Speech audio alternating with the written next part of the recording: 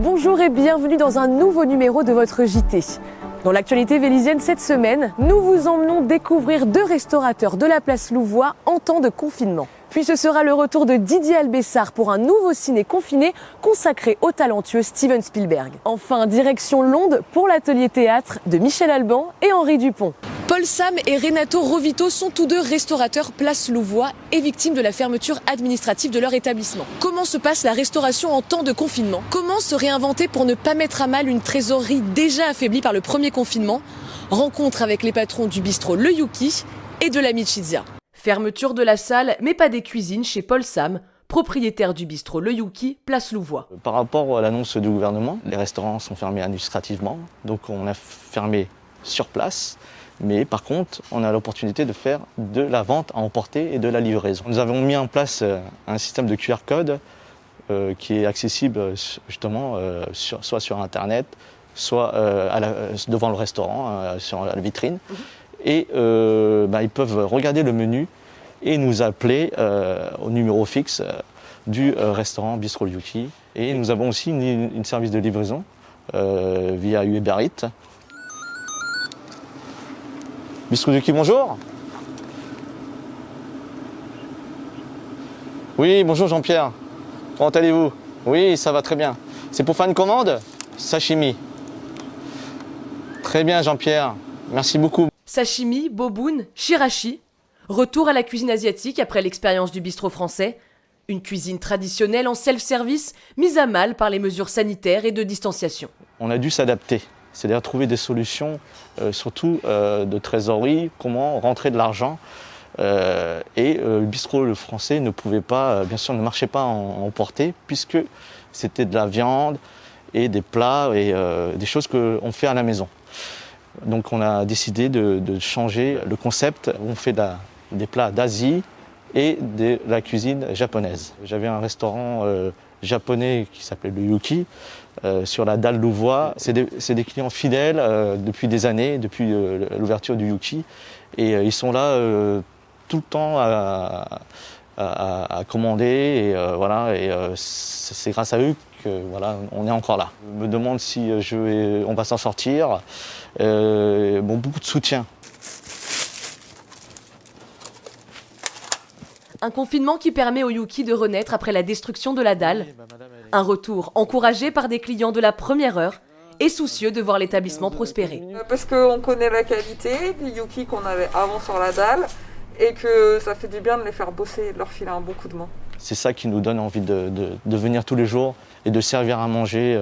L'équipe, je leur informe toujours des avis des clients, que ce soit positif ou négatif, mais beaucoup positif puisque cette cuisine plaît beaucoup aux Vélisiens. De l'autre côté de la place, à la Michizia, les boîtes de pizza sont prêtes à partir et les clients toujours au rendez-vous. Je suis venu exprès justement pour soutenir un peu les restaurants qu'il y a dans le coin et puis aussi les nouveaux restaurants. Il y a beaucoup de choses qui ouvrent et il y a beaucoup de gens aussi qui se restreignent et qui vont uniquement faire courses de première nécessité, etc., commander en ligne.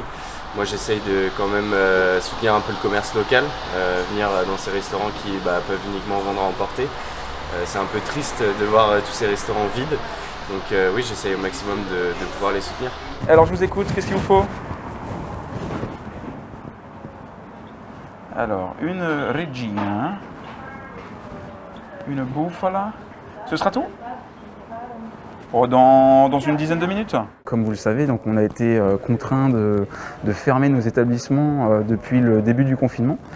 Et donc du coup on s'est adapté pour de la vente à emporter. J'ai une personne en salle et 2 personnes en cuisine.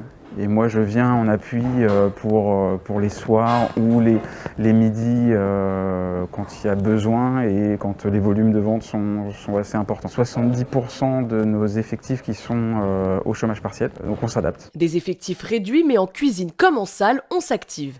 Il faut garder une bonne dynamique malgré les contraintes. On reste positif malgré tout. On tient le bon bout, c'est sûr que c'est pas simple. Alors moi en tant que patron je dois être là pour remonter le moral de mes équipes, c'est mon rôle principal et je dois sauver également le navire, du coup on essaye de s'adapter. C'est une piquante, et voilà. Et voilà, merci, ciao. Cette semaine, le cinéphile Didier Albessard a choisi de s'intéresser au très célèbre Steven Spielberg. Jurassic Park, Indiana Jones ou encore Les Dents de la Mer. Action, aventure et effets spéciaux, c'est tout de suite dans le Ciné Confiné. Bonjour à tous, cette troisième rubrique consacrée au cinéma, confiné, puisque le ciné-club est fermé, eh bien, est consacrée à monsieur Steven Spielberg. Alors Steven Spielberg, il est connu mondialement, il a 74 ans aujourd'hui et devait sortir en 2020 son 34e long métrage qui est prêt, il s'appelle West Side Story. Ça vous dit bien sûr quelque chose, c'est le remake d'un film très célèbre, réalisé en 1961 déjà, de monsieur Robert Wise. Et il faut rappeler quand même que West Side Story au départ est adapté, le film est adapté de la comédie musicale homonyme d'Arthur Lawrence, Stephen Sondheim et Leonard Bernstein. Et cette comédie musicale sur scène est également inspirée du fameux Roméo et Juliette de Shakespeare. Alors on attend ce film avec impatience car déjà en 61, West Side Story avait créé l'événement parce que c'était la première comédie musicale américaine tournée quasiment en extérieur, décor naturel, et que la thématique des bandes rivales, les Jets, les Sharks, qui se battaient, qui ne pouvaient pas s'entendre, c'était des communautés qui ne pouvaient pas vivre ensemble. Eh bien, le thème du communautarisme est toujours d'actualité. Spielberg, c'est un cinéaste génial qui a été acclamé à Cannes pour E.T., 25 minutes d'acclamation debout.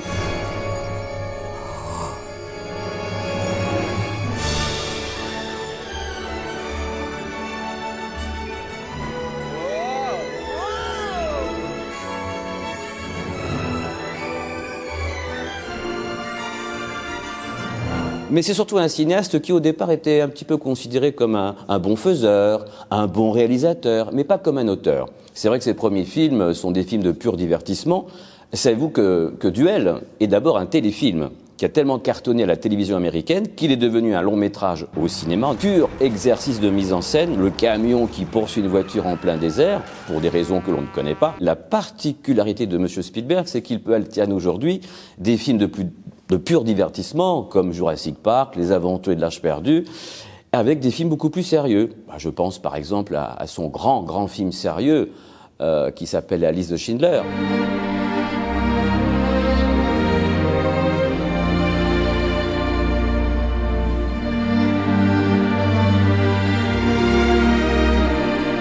Power is when we have every justification to kill, and we don't. The list is life. Donc ce monsieur maintenant est pris très au sérieux. Alors il y a une deuxième particularité chez lui, c'est que le thème de la séparation revient dans la plupart de ses films. Il faut savoir que Spielberg, quand il était adolescent, a vécu un traumatisme, le divorce de ses parents. Et le thème de la séparation sera récurrent dans toute son œuvre. Il n'y a qu'à penser à E.T., la maman est séparée, Elliot devra se séparer de son ami E.T.,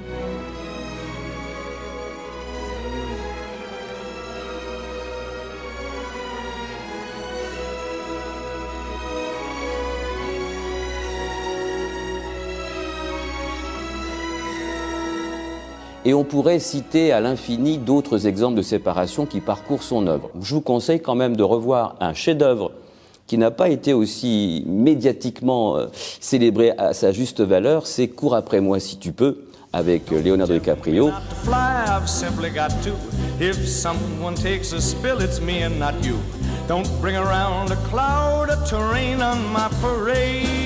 Sir, we're gonna let him get away. No, Carl, you let him get away. Nobody had a better brain on my... Merry Christmas! Je vous recommande de revoir Minority Report avec Tom Cruise, La Guerre des mondes avec Tom Cruise aussi, qui est un excellent film de science-fiction et fantastique, voire même d'horreur. Et puis, bien sûr, La liste de Schindler. Et puis, bien sûr, si vous voulez vous émouvoir et faire plaisir à vos enfants, revoyez encore E.T., qui est un film magique, un conte de fées. Voilà, eh bien la prochaine fois, on essaiera de rire encore un peu plus avec monsieur Louis de Funès. Bonne séance de cinéma à la maison, bon confinement et à la semaine prochaine. Merci à tous. Les théâtres sont clos, mais les scènes restent ouvertes pour les artistes. Cette semaine encore, nous vous emmenons dans une onde semi-endormie et qui accueille 2 comédiens pour un atelier théâtre à distance. Il marche vite! Allez! Le théâtre chez vous! C'est une première pour Michel et Henri. Ces deux comédiens ont fait le choix de partager leur art en enregistrant une série d'exercices de théâtre à destination des petits et des grands. On a essayé de trouver des choses qu'on puisse faire tout seul chez soi. Par exemple, l'espace, par exemple, c'est très difficile. Alors que l'articulation, la voix, le port de voix, l'imagination, ça c'est beaucoup plus facile. Ok, tu vois ça? Oui, c'est une télécommande. Oui, je vois, oui. Ok, eh bien je vais appuyer là, et quand j'appuie, tu marches. Hop, hop,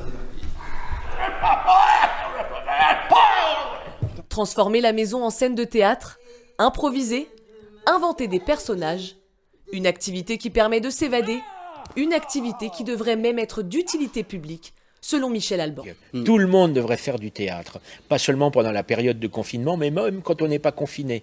Tout le monde devrait apprendre le théâtre, parce que le théâtre, eh bien, ça apprend à être bien, je dirais, à se sentir mieux, à être à l'aise dans certaines situations. On crée des personnages, on improvise, on est moins timide aussi parfois, on prend plus d'assurance. Et voilà, théâtre, service public, théâtre, utilité publique. Donc nous allons faire un exercice où vous êtes obligé de porter votre voix dans le nez. N'oubliez pas de passer par le i. Ça désinhibe, ça fait, comme dit Michel, ça fait travailler l'imagination, essayer de sortir dans d'autres univers que le nôtre. Des ateliers à partager et à retrouver prochainement sur la page Facebook de l'Onde. On se retrouve très bientôt. Au revoir. Au revoir. Votre JT est maintenant terminé. N'oubliez pas, c'est important de soutenir nos restaurateurs. À la semaine prochaine pour un nouveau numéro.